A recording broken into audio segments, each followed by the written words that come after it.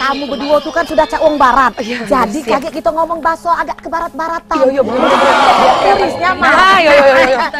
Biar bagus ya di Bali ya. Agak mana ngomong gue? Ngerti tidak kamu tuh? Pokoknya kita harus detail ya, harus detail. Popi, kau ngomong bahasa barat Popi. Ya, ngerti tidak kau tuh? Rai kau cak mulai ita, kau cak mulai aku nih Pak Le lain. Ayo duduk. Nah, sini. Santai.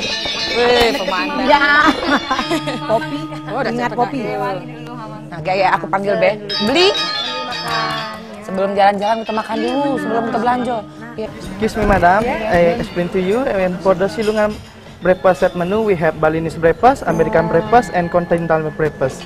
And for the example, if you order American breakfast, you have the fruit juice, papaya juice, and fruit pressed fruit yogurt and fruit platter. For the main course, we have scramble. Okay. My friend.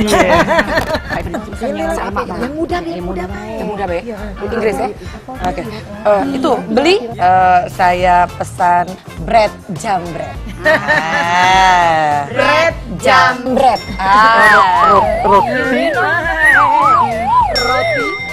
Selai roti.